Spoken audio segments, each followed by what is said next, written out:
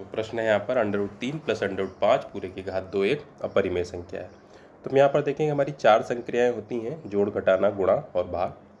तो जब हम परिमेय संख्या और एक अपरिमेय संख्या में कोई संक्रिया करते हैं तो इसका उत्तर जो है हमारा हमेशा अपरिमेय होगा। परिमेय संख्या परिमेय को जोड़ें, चाहे परिमेय अपरिमेय को घटाएं, चाहे गुणा करें, चाहे भाग, उत्तर हमेशा हमारा अपरिमेय ही होगा। अब यहाँ पर हम सिंपल इसका वर्ग कर लें। √3 + √5 की घात 2, तो a + b की घात 2 सर्वसमीकरण लगा देंगे। तो a की घात 2 + b की घात 2 + 2ab, तो ये आ जाएगा 3 + 5। अब √3 √5 की गुणा हो जाएगी तो √15, यानी कि हमारा ये आ जाएगा 8 +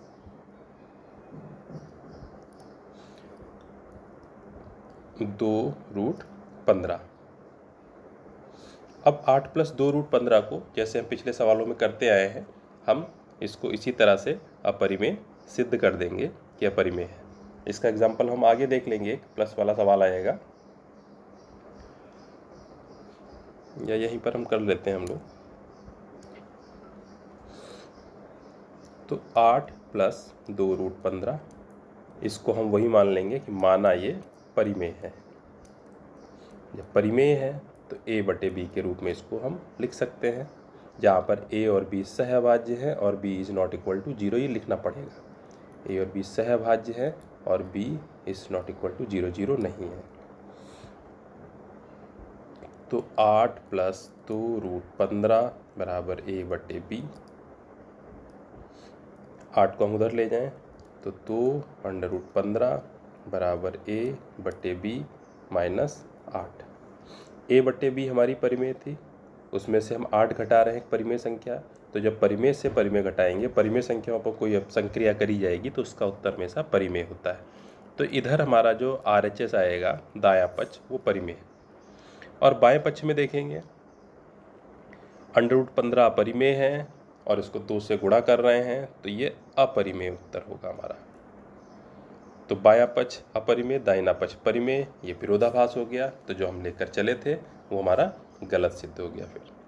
तो इसीलिए सिद्ध हुआ कि √3 + √5 पूरे की घात 2 जो है एक अपरिमेय संख्या है।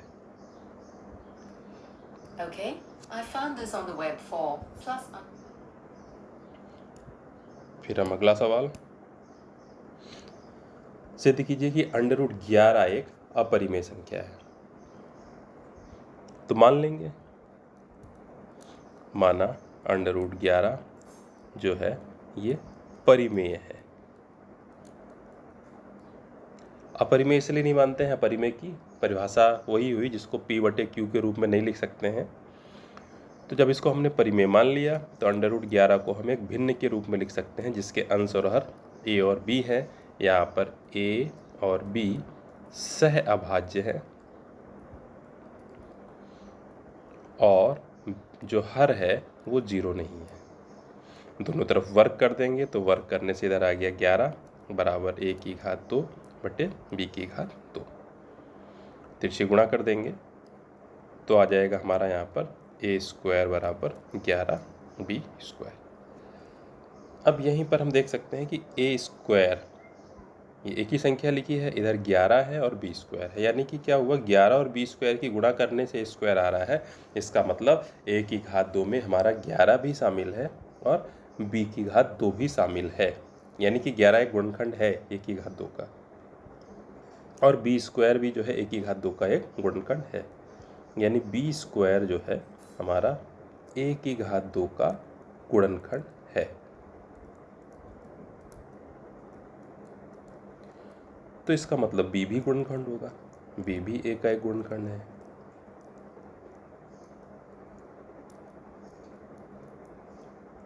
और हम यहाँ पर देखें, जो हमने ऊपर माना था a और b सहभाज्य हैं, और यहाँ पर हमारा उल्टा आ गया कि b a का गुणनखंड है। इसका मतलब जो हमारी अवधारणा थी, जो हमने माना था √11 एक परिमेय संख्या है, ये गलत है। अतः सिद्ध हुआ कि √11 जो है एक अपरिमेय संख्या है। इसी तरह से अगला सवाल है √7, ये भी इसी तरह से हो जाएगा। फिर अगला है 5√2, तो इसमें भी मान लेंगे, माना 5√2 जो है ये परिमेय है। अगर ये परिमेय हो गई तो इसको a/b के रूप में लिख सकते हैं। अब यहाँ पर हम 5 को नीचे ले आए, तो √2 बराबर a/5b।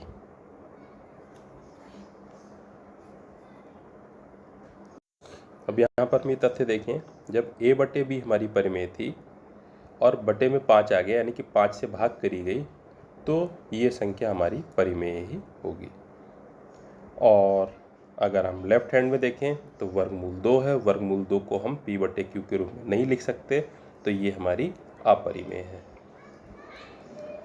तो एक पक्ष हमारा परिमेय हुआ, एक पक्ष अपरिमेय है, तो इससे सिद्ध हुआ कि हम जो लेकर के चले थे धारणा वो गलत थी, यानी 5√2 जो है एक अपरिमेय संख्या है। 5 + √3, यहाँ भी अगर यही करते हैं हम 5 + वर्गमूल 3, इसको हम परिमेय मान लें और परिमेय मान करके a/b के रूप में लिखें। 5 को इधर ले आए पक्षांतर करके, तो √3 बराबर a/b - 5। वही a/b परिमेय है और इससे हम 5 घटा रहे हैं, तो यानी कि जो घटाने से जो उत्तर आएगा वो हमारा परिमेय ही आएगा। और वर्गमूल जो 3 है, इसका जब हम वर्गमूल 3 जो है ये अपरिमेय संख्या है, ये हमको पता है।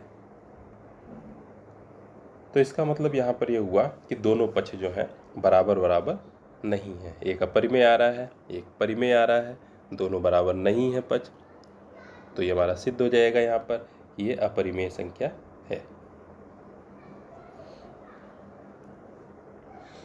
7 - वर्गमूल 11, ये भी इसी तरह से है। अगर 7 - वर्गमूल 11 को हम परिमेय मान लें तो a/b के रूप में लिख सकते हैं।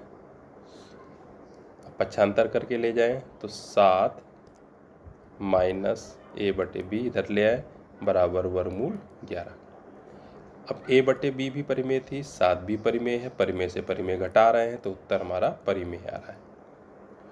तो इस हिसाब से जो है √11 भी परिमेय होना चाहिए, लेकिन √11 जो है ये अपरिमेय है, ये हमको जानकारी है। इसका मतलब दोनों पक्ष बराबर नहीं है, तो जो हमारी धारणा थी वो यहाँ पर गलत सिद्ध हुई। तो ये इस तरह से सवाल हो जाएगा। फिर इस प्रश्नावली का आखिरी सवाल, सिद्ध कीजिए कि √13 का परिमेय संख्या है। तो √13 को हम परिमेय मान लें, परिमेय संख्याओं तो फिर a/b मान लें, दोनों तरफ हम वर्ग कर दें, तो 13 बराबर a²/b²। तो यानी कि यहाँ से आ जाएगा a² बराबर 13b²। वही तरीका, अब a⁻2 में 13 भी शामिल है, b⁻2 भी शामिल है, यानी a² का एक गुणनखंड b² होगा। तो a² का गुणनखंड b² है, तो इसका मतलब a का भी गुणनखंड जो है b है। और ये जो हम धारणा लेकर चले थे कि a और b सहभाज्य है, इनमें कोई गुणनखंड नहीं है, ये गलत है यहाँ पर, क्योंकि a का गुणनखंड b निकल रहा है और हम लेकर चले थे सहभाज्य। तो इसका मतलब जो हम लेकर चले थे हमारी धारणा गलत है। ये पूरा लिखना पड़ेगा कॉपी में, धारणा गलत है। तो इसका मतलब √13 जो है परिमेय संख्या है, ये गलत है, √13 अपरिमेय संख्या है, इति सिद्धम, ये हमारा सिद्ध हो गया इस तरह से। ठीक है, इसकी प्रश्नावली हो गई है। फिर हम लोग अगले वीडियो में अगली प्रश्नावली मिलते हैं।